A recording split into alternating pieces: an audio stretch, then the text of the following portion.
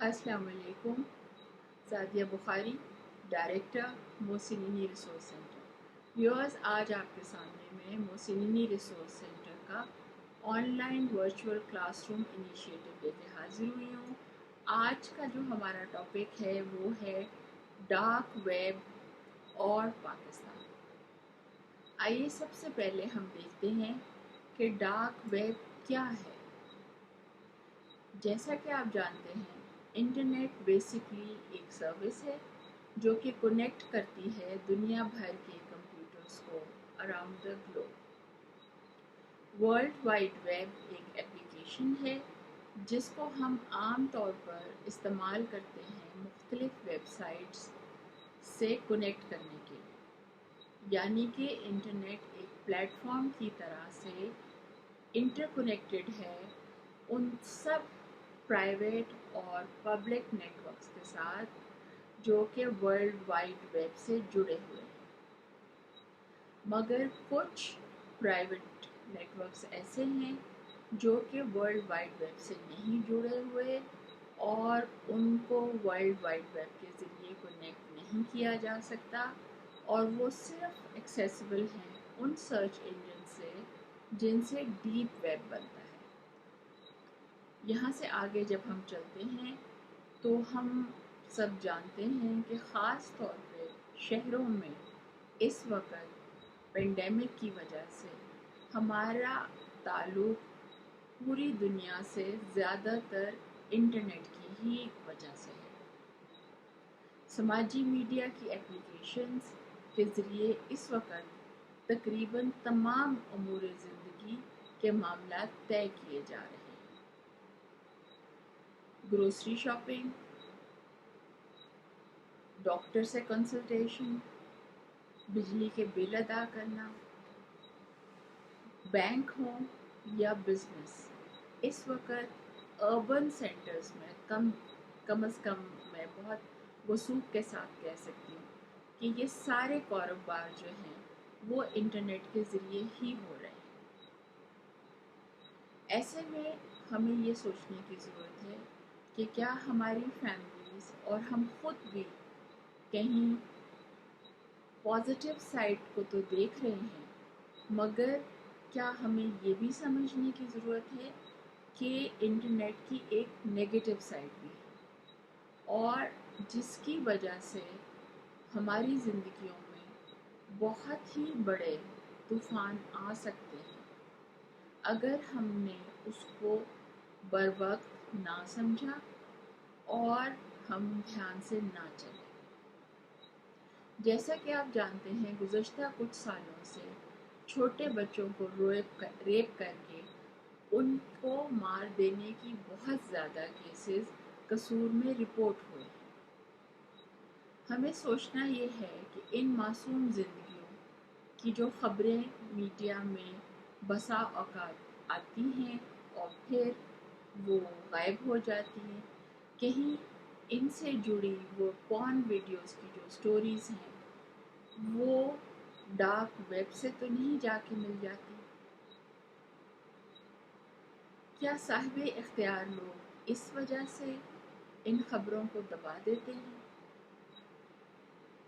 2015 میں بہت ہی widely report ہوا تھا 280 بچوں کا کیس جس میں وہ سب 14 سال کی عمر سے کم تھے اور ان کو ریپ کر کے ان کی ویڈیوز بنائی گئی تھی. مگر ثبوت نہ ہونے کی وجہ سے لاہور اینٹی ٹیررزم کورٹ نے سب مجرموں کو چھوڑ دیا تھا. اس طرح کے کیسز سرگودا، جڑاوالا اور کراچی میں بھی رپورٹ کیے گئے ہیں. ابھی حال ہی میں یو ایس اے، یو کے، ناروے، سویڈن، آسٹریلیا اور فلپینز میں ڈارک ویب چائلڈ پورن رنگز کو بسٹ کیا گیا ہے. کیا ایسے میں ہمیں یہ سوچنے کی ضرورت نہیں ہے کہ مبینہ قاتل نور مقدم کا کیوں نور مقدم کو اتنی دیر تشدد کرتا رہا؟ کیا زاہد جعفر نور مقدم کو جب تشدد کر رہا تھا تو وہ اس کی ویڈیو بھی بنا رہا تھا، وہ اس تشدد کو ریکارڈ بھی کر رہا تھا۔ ہمیں یہ بات جو ہے وہ دیکھنے کی ضرورت ہے، کیونکہ پوسٹ مارٹم رپورٹ کے مطابق نور مقدم کو مبینہ طور پر ظاہر جعفر نے 20 جولائی کو ریپ کے بعد قتل کیا ہے۔ ظاہر جعفر کی والدہ عصمت جعفر نے اپنے موبائل فون سے متعدد بار سائبر سیکیورٹی کمپنی کو کیوں فون کیا؟ سوال یہ ہے کہ جب وہ سائبر سیکیورٹی کمپنی کو بار بار فون کر رہی تھی تو ان کو ایک دفعہ بھی خیال نہیں آیا تھا کہ وہ پولیس کو بھی اطلاع دے دیں؟ آخر ایسا کیا راز تھا جو وہ چھپانا چاہ رہی تھی اور جس کے لیے ان کو سائبر سیکیورٹی کی مدد درکار تھی؟ جب ہم اس بات کی طرف غور کرتے ہیں تو میرے تو اپنے خوف کے مارے رونگٹے کھڑے ہو جاتے ہیں۔ ڈارک ویب کیا ہے اور ہم اور ہمارے بچے کیا اس وقت ڈارک ویب کے لیے ایک انتہائی ایزی پرے ہیں؟ کیا ہم اپنی اقتدار کی وجہ سے کیونکہ جھجکتے ہیں اس طرح کی باتیں اپنے بچوں سے کرتے ہوئے، تو کیا ہم ان کو کیونکہ انفارم نہیں کر رہے تو کیا ہم بھی ذمہ دار ہیں؟ اگر ہم اپنے بچوں کو انفارم کریں تو ہم کیسے کریں گے؟